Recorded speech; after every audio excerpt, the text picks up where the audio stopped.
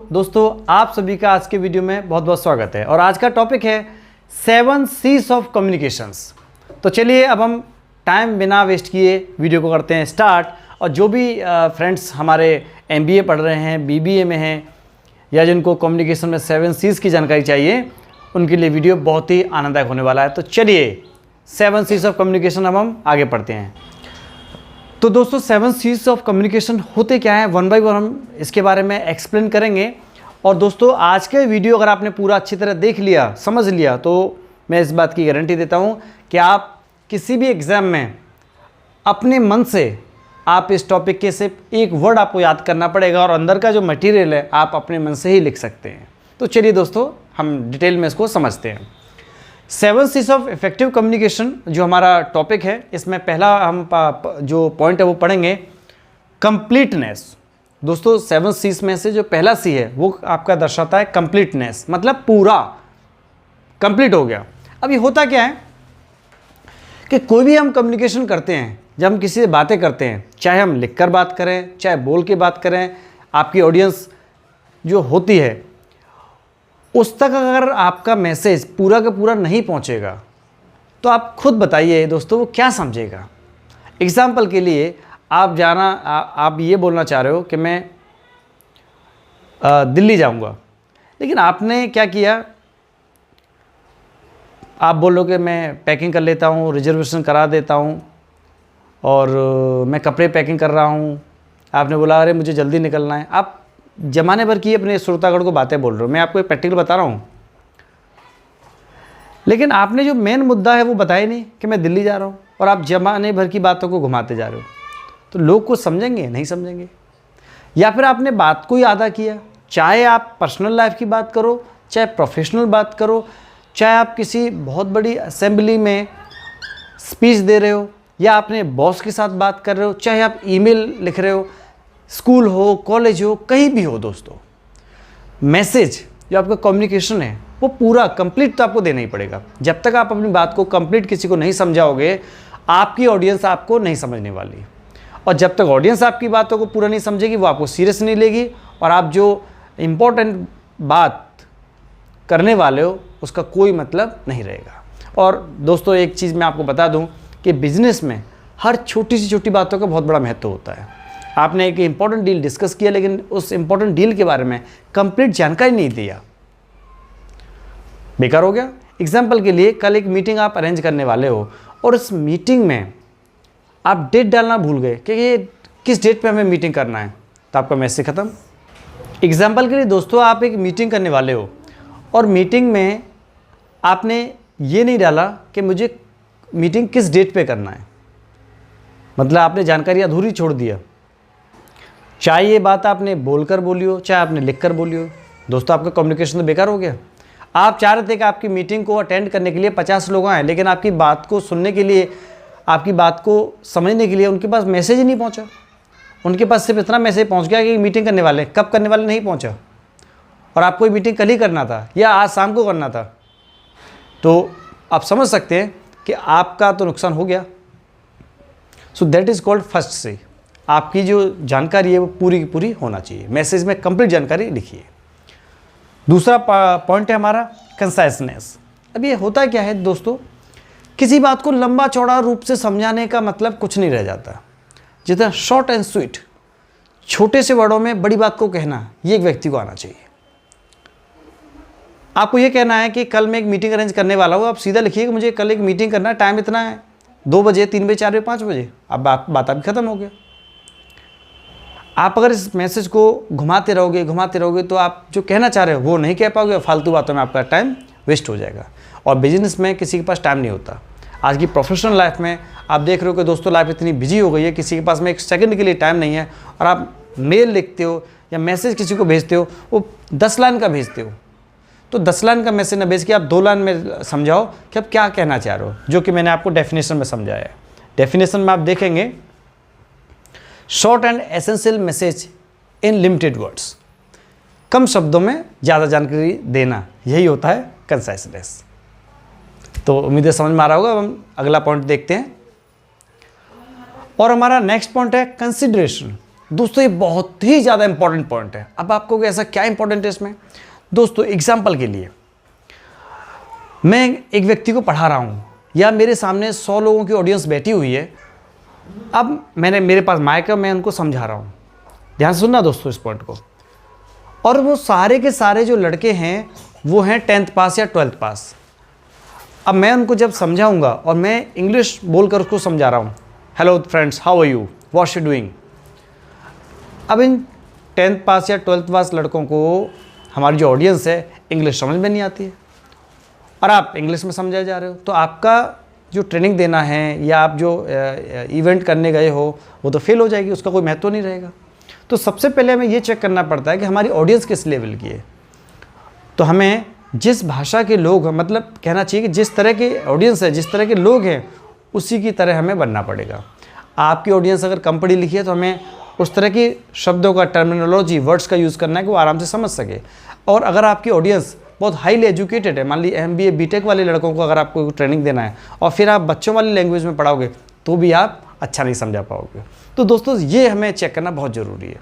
आप गांव के लोगों को पढ़ा रहे हो गांव के तरीके से, सिटी के लोगों को समझाना है सिटी के तरीके से, MBA वालों को मतलब पढ़ाना है तो MBA के तरीके से। तो ये एक तरीका होता है बातचीत करने का। तो जैसे मैंने आपको यहाँ पर लिखा, आप ये देखेंगे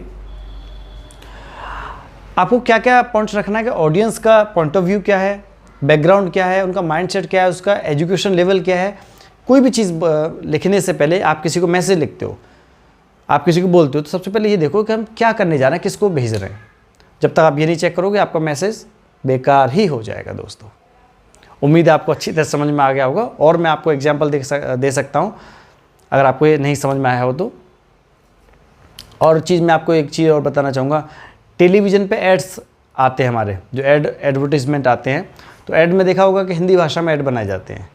हिंदी भाषा में बिल्कुल सिंपल हिंदी का यूज़ किया जाता है जिससे कि हम आसानी से उसको समझ सकें, क्योंकि हमारा पूरा जो कंट्री है वो पूरा समझ सके, क्योंकि हमारी कंट्री में हिंदी बोलने वालों की संख्या ज़्यादा है।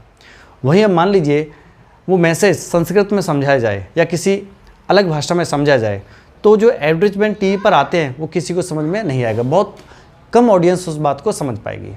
हो सकता है कि पूरे देश की जनसंख्या में 5% लोग उस मैसेज को समझ पाएँ, लेकिन हिंदी भाषा का प्रयोग उस एडवर्टीजमेंट में इसलिए ही किया जा रहा है कि 90% और 95% लोग उस भाषा को समझ सके कि एडवर्टीजमेंट किसके बारे में। तो सबसे पहले हमें कोई चीज़ बोलने से पहले, लिखने से पहले, कोई भी चीज़ करने से पहले हमें ऑडियंस को ध्यान में रखना ही पड़ेगा कि हमारी ऑडियंस है क्या है। उसके बाद ही आप चाहे तो लिख के या पढ़ाएं या बोलें या कुछ भी करें। तो ये पॉइंट आपको ध्यान रखना, हमारी ऑडियंस किस तरह की है। प्लीज़ नेक्स्ट, चौथा पॉइंट है क्लैरिटी। ये तो ऑटोमेटिकली एक्सप्लेन हो रहा है। जो आप लिख रहे हो साफ सुथरा लिखिए, क्लैरिटी होना चाहिए बात में कि भैया क्या आप बोलना चाह रहे हो मैसेज में। आप कहना चाह रहे हो कि सर मेरी सैलरी नहीं आई है एग्जाम्पल के लिए टाइम से, तो आप उसमें लिखिए मैसेज में, या बोलिए कि सर मेरी सैलरी टाइम से नहीं आई है। ये क्लियर आपने बात की, आपका बात समझ में आ जाएगा। लेकिन इसी बात को घुमा के फिरा के कहोगे, कन्फ्यूज़ करके कहोगे, तो कौन आपकी बात को समझेगा। So that is called clarity. Clarity मतलब ये अंडरस्टैंडिंग, एक बार में आपकी बात समझ में आना चाहिए, कंप्लीट हो जाए। दूसरा पॉइंट है हमारा कॉन्क्रीटनेस। अब ये क्या होता है कॉन्क्रीटनेस? इसका मतलब क्या होता है, concrete communication implies being particular, ध्यान देना यहाँ पर, being particular and clear, should not confuse to anyone. दोस्तों कभी भी आप मैसेज लिखते हो, कोई बातें करते हो, चाहे पर्सनल लाइफ में हो, बिजनेस लाइफ में हो, किसी को कंफ्यूज मत करो, सीधा साधा बात बोलो, सिंपल भाषा में ही बात करो, जिससे आपकी बात एक बार में सामने वाले के दिमाग में पहुंच जाए कि भैया ये व्यक्ति आया है, ये कह रहा है मुझे भूख लग रही है। मैं सीधा आता हूं और बोलता हूं कि मुझे भूख लग रही है, तो सामने वाले व्यक्ति को पता पड़ जाएगा ना व्यक्ति क्या कहना चाह रहा है, राइट। आप कहोगे मेरे पास पैसे नहीं है लेकिन लग मुझे भूख रही है, तो कम्युनिकेशन तो इनकम्प्लीट है ना। तो कन्फ्यूज़ क्यों करना है भाई, सीधे सीधे बात कीजिए। दोस्तों कम्युनिकेशन इसलिए बहुत ही ज़्यादा इंपॉर्टेंट होता है। जब आप नौकरी करेंगे या जो नौकरी कर रहे हैं ऑलरेडी उनके लिए भी, आप अपने मैसेज को अपने बॉस तक, अपने सुपीरियर तक या जूनियर तक बिल्कुल साफ़ सुथरा भेजो, सीधा भेजो, सिंपल भाषा में भेजो। ये एक बार में जो आप काम करवाना चाहते हो वो आपका काम हो, अदरवाइज़ कन्फ्यूज़ करोगे, रिजल्ट ज़ीरो बन जाएगा, कुछ समझ में नहीं आएगा। और आप ना तो अच्छा मैनेजर बन सकते हो, ना आपका जूनियर अच्छा बन सकता है, कोई भी आप काम अच्छा नहीं कर सकते हो। सारा कम्युनिकेशन फेल हो जाएगा आपका। चलिए अब हम आगे चलते हैं। कर्टेसी, कर्टेसी का हिंदी में जो अर्थ होता है वो होता है दोस्तों नम्रता। और नम्रता क्या होता है? नम्रता का मतलब है एक तरह से कहना चाहिए पोलाइटनेस, बड़ा आदर सम्मान वाला चीज़।